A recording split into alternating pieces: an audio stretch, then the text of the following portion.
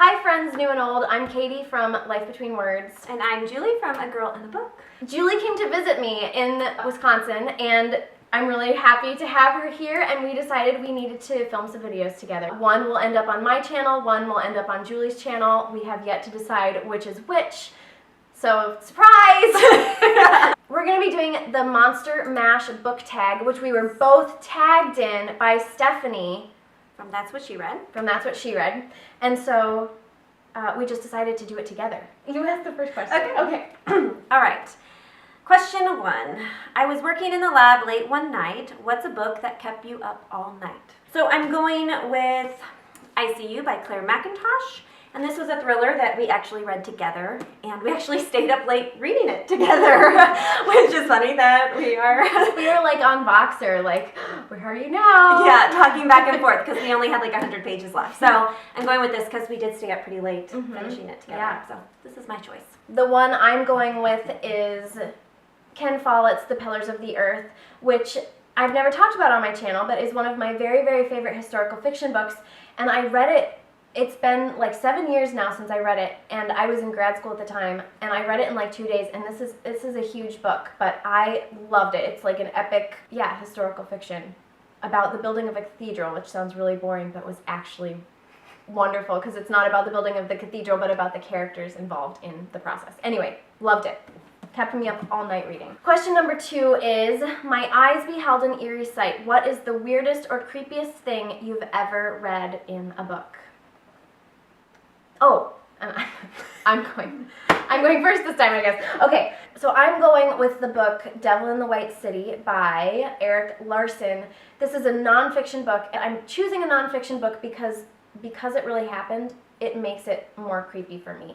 Half the book is about the building of the Chicago World's Fair, but the other half of the book is about an infamous serial killer in the United States called H.H. Holmes, who used the Chicago World's Fair as the backdrop for which he committed all these murders. He built a hotel and lured women who were coming to the Chicago World's Fair and murdered them in the hotel. Things were very gruesome and grisly, and he was a really fascinating and disturbing character, and just the events in this book are really disturbing. But this is a great nonfiction book if you're not a nonfiction reader. Okay, so for this one, I am going with a book that I actually don't have a physical copy of, and that is Unwind by Neal Shusterman. And this is actually a YA book, but it was very unnerving for me. So it's set in kind of a futuristic society where they've gotten rid of abortion. So instead of being able to have one while you're pregnant, you can actually choose to unwind your child between the ages of 13 and 18, which means that all of their organs and everything are harvested and given to other people. While they're still alive? While they're still alive. Okay. And the crazy thing about this book that unnerved me the most was this kid is going through the process of being unwound on this table, and you're experiencing it all through him. Oh my gosh, that's so disturbing. It was one of the most disturbing things I've ever read in a book. Yeah. And question 3. Get a jolt from my electrodes. Name a book that completely shocked or surprised you. So this is an easy one for me. I'm going with Sharp Objects by Gillian Flynn. The twists in that book, I never, ever saw coming. Completely surprised me. My favorite, Gillian Flynn. Hands down. Yeah. And you've told me that that's a little bit of an unpopular opinion. It is. Most people prefer Gone Girl in Dark Places, and I prefer almost Sharp Objects to all of them because the characters are so messed up, and the twist was so good. Yeah. Yeah, which is an unpopular opinion. Yeah. And I haven't read that book. I did not go with a thriller. I went with not a thriller at all. And it was a book I read years and years ago called My Sister's Keeper by Jodi Picoult. It's one of her most famous.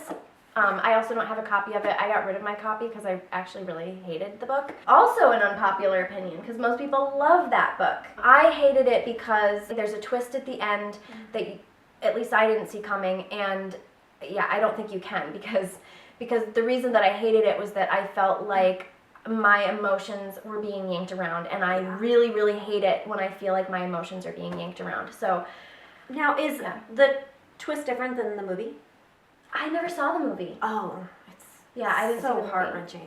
I know. It's a really heart-wrenching book. Ugh. I imagine that the twist is the same. I don't necessarily have a problem with it being emotional, but I felt really manipulated, and that to me feels very inauthentic. Yeah, just thrown in there for an extra like. Right. Yeah. Yeah. Yeah. Question number 4 is, the guests included Wolfman, Dracula, and his son. Name your favorite monster or villain from a book. I feel like there's a couple different ways you can answer this question. Like, is your favorite villain one that you kind of sympathize with and like, or is it one that you really, really hate? So actually, I think it could be it could be either, and I think we answered the question differently. I think we did. So I went with a villain that I really, really hate. And that is Dolores Umbridge from Harry Potter. I feel like mentioning Harry Potter in any book tag is like a little bit of a cheat, because we all love Harry Potter, right? Yeah. But I feel like my twist on this is that I hate Dolores Umbridge more than I hate Voldemort. I don't know if you're so. I don't know if that's such an unpopular opinion. I think Really? a lot of people do. I've heard other people. Okay, have Yeah, you? yes. Because, well, I feel like she's just so much more vindictive. Like, and she's the kind of evil that you can sometimes meet in real life, I guess. Maybe she's, Yes. you know, like Voldemort is magical. I think, yeah. Whereas Dolores has magic, but yeah, the things that she does are just so insidious. Definitely. So, yeah, I chose Dolores Umbridge. And I am going with, actually, Stephanie's answer for this, which is Joe from You by Caroline Kepnes. He is such an interesting character because you know that he is this terrible, terrible person who does all of these horrific things. But at the same time, he actually has some very likable and like relatable qualities to him, and I actually found myself like laughing out loud at some of the things that he says, and I'm like, oh, he's kind of likable, but then he do something totally horrific, and you're like, oh yeah, he is a crazy stalker. This is one of those books that if you start picking it up and reading it and you hate Joe, you are gonna hate this book. So definitely Joe. Number 5, whatever happened to my Transylvania twist? Name a book that was super hyped when it came out, but no one talks about it anymore. For this one, I am going with a very popular book from this year, but no one ever talks about anymore. And that is The Raven King by Maggie Stiefvater. I have not heard anyone talk about this book in months. I mean, and it was a super hyped book because everyone had been waiting so long for this to come out. So, The Raven King. At some point, you will hear me talk about it, though, because I have yet to You'll read it. revive it. No, I don't think so, but I will talk about it because I haven't read it yet. And my answer for this is The Martian. I feel like you hear about this still every once in a while, but this was super, super hyped. Last year in particular, I think because the movie came out. The movie. Yeah, and I loved this book. Mark Watney is hilarious. He is such a likable character. Yes, one of the best main characters. Yes, Yeah. he really pulls you along because even if you don't understand the science in the book, and that you went don't, right like, over right my over your head, he makes it worth the read. Question number 6 is, they did the mash. They did the monster mash. Name your favorite book that is a mashup of 2 or more genres. So I'm going to cheat a little bit for this question because I'm going to mention 2 books. I'll try and talk about them both really quickly, though. So the first one is Station 11. I only wanted to mention this quickly because this was Stephanie's answer, but it's one of my very favorite books, and it's kind of a mashup of 3 genres, really. Science fiction, post-apocalyptic, and literary fiction. Yeah, and it deals with themes that just, I'm a sucker for the themes in this book. I loved it so much. And then another one is actually a very hyped book right now, and that is Dark Matter by Blake Crouch. I read it last month, I think. I thought it was super fast-paced, really engaging, and it deals with alternate realities. It's so good. And this is a mashup of science fiction / thriller, which I feel like is a little bit unusual. It is very unusual, I think. Yeah. Well, I don't read a lot of sci-fi, so I'm not entirely Right. sure. I guess I don't read a lot of sci-fi either. But so I maybe feel like maybe it is. maybe that. But I feel like it I is. know. I feel like that too. Yeah. So it was really good. I loved I it. really hope I can read it. Yeah, I know. I really want you to read it. Yeah. And I'm going with a book that I don't really hear talked about very much anymore, and I did for a while, and that is Ready Player One by Ernest Cline, and this is like a mashup of sci-fi and dystopian, so that's why I'm going with this one. And this one is so cool because it's set in like a virtual reality world, and there's just So many awesome pop culture references, and it's just such a fun book. You just fly through it, very enjoyable. This is one I haven't read yet that I really want to read. And I think that you'll really like, because it's so easy to read. I know. And it's so easily read. And it's going to be a movie, right? Yes, Steven Spielberg got the Steven rights to- Spielberg did? Yes. I didn't know that. I knew it was going to be a Okay. movie. I didn't know that Steven Spielberg was a Yes, I'm was almost attached to 100% sure there. Cool. If I'm wrong, I'm please excited. comment down below, because I think I'm pretty sure. Number 7, it was a graveyard smash. What's your favorite horror novel? And for this, I'm going with one that's both of ours, one of our favorites, and that is Bird Box by Josh Malerman. And you actually just read this. I did just read it this month. Yes. I loved it. Oh, it's so good. I read this earlier this year, and this is actually one of my first horror novels that I ever read. And I just loved the play with your imagination, which is what made it so scary for me. There isn't a lot of gore or graphic violence or anything like that. And the way he describes things is by using other people, your senses. Yeah. But because that's both right, I needed to go with something else. So I'm going to go with Summer of Night by Dan Simmons. I read this a year ago in October, and this is one of the very first horror novels that I read. This is sort of Dan Simmons' nod to Stephen King's It. It's not about a scary clown, though. So if people are too afraid to read It because it's about a scary clown, you might want to read Summer of Night because it plays with a lot of the same ideas that Stephen King's book does. It's about a group of kids fighting a monster in a small town, except it's in the Midwest instead of on the East Coast. Very similar. Very similar. I'm gonna have to read it. You are. Yeah, but it's really good. In fact, some people, blasphemy, I know, like this book better than It. Yeah, because clowns are creepy. I know. I'm reading It actually right now, and but yeah. But for so- people who are terrified of clowns, I mean, I guess you could read it if you want to be just really scared, but I have absolutely no desire to read it because I'm absolutely terrified. I know. of So clowns. I think you should read this one. There were some scenes that really freaked me out, actually. But most of the book, it actually makes you feel really nostalgic for childhood. It's very weird. That is very It's weird. very weird. Question number 8 is, the scene was rockin', all were digging the sounds. What's your favorite song based on a book? This was such a hard question because I didn't really know any songs based on books. So I actually got online. Yeah. And looked And I up, did too then after we decided to do this. Yeah, and looked up a bunch of songs based on books, and that actually jogged my memory, so I didn't choose one of those songs. I chose the song In the House of Tom Bombadil by Nickel Creek, which is really old. Do I even know that? Do you know Nickel Creek? Okay, so Nickel Creek was one of my favorite bands when I was in college / the end of high school, and that which kind of it dates sounds me a little bit, but familiar, but I don't think I would know. they brought bluegrass back into the limelight. Okay. They made bluegrass popular. I mean, then. the name of the band sounds familiar. Right, you probably recognize their most Okay. famous song, which is When You Come Back Down, I think is, I'll play it for you later. You might recognize it. It was really popular, but they did a song called In the House of Tom Bombadil, which obviously is a reference to Lord of the Rings.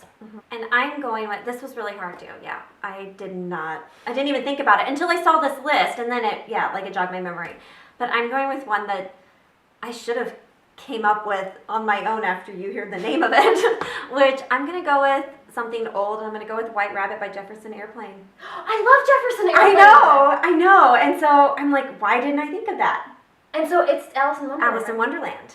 Yeah, I one had pill no makes idea. you larger and one pill makes you small. Yeah. Well, it's kind of like about taking drugs Well, as well. But most rock songs from the 70s were about taking drugs. So. Yes, but it goes perfectly for Alice in Wonderland, obviously. White Rabbit, and I like some old school music sometimes. So. Yeah, me too. Yeah. I'm a big fan. Yeah.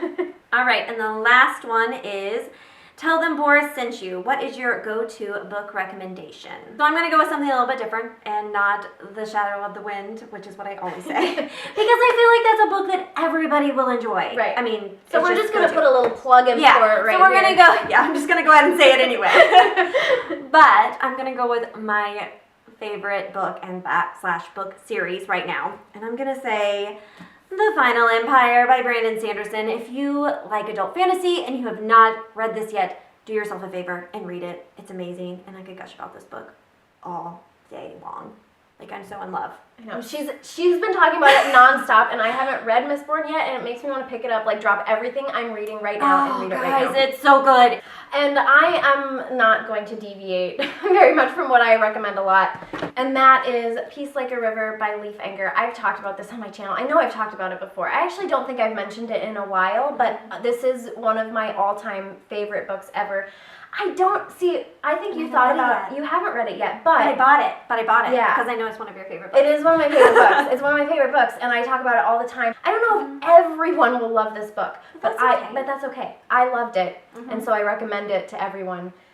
Always a little nervously because it is one of my favorites, and it's always a little nerve-wracking to recommend your favorite book to people. Yeah. So, because they might not like it, and that's okay. And that's okay. That's okay. I'm still gonna read it. I might not like it. You might not like it, but you're still gonna read it. Yeah, right. because I feel like when someone tells you that something is their favorite book, and if it's somebody that you care about and you value their opinion on books, it makes you want to read it. Well, partly because it'll tell you something about them. Yes, exactly. And so since I know that that's one of your favorites, I really want to read it because I value your opinion on books and I want to see. The bonus question is, what is your favorite thing about Halloween? My favorite thing, well, this is such a cheat because it's like everything. I love the decorations. I love the atmosphere. I love the nostalgia. It's like everything about Halloween that you could possibly love. What do you love about it? Is that your answer? Okay. That's my answer. Okay. All right. I'm gonna go with, well, here in the Midwest, I think my favorite thing about Halloween is that it really becomes autumn. Everything looks like fall. It finally feels like fall. Everything's dying. But like the colors of the leaves and just everything. It's cool. Like, it's literally cool, but it makes me feel warm. Yeah, it's cozy. Yes, it's so cozy, and I love the scariness of it, I guess. Yeah. I mean, I guess it's kind of a cop-out as well. And I But not really. I like taking my kids trick-or-treating. Oh yeah, that's fun. All right, so that was the Monster Mash book tag. And do you want to tag anyone? The thing is, we're going to be putting this up after Halloween. Or like right around Halloween probably. So I think maybe we're not going to tag anyone. If you want to do this, Go ahead and do it. Or save it for next year. Oh yeah, you do. Yeah, you could save it. I think it was a great tag. Oh, and this tag, we didn't even say, was created by the wonderful ladies over at the restricted section. Yeah. So we will make sure that we link to that down below. Yes, and watch it. And their makeup is so cool. They get into costume. They're a lot more fun than we are. They are just wonderful. So if you don't watch their channel, I would definitely check it out anyway. Definitely. They're very, very fun to watch. Yeah. Very fun to watch. Yeah. All right. Bye.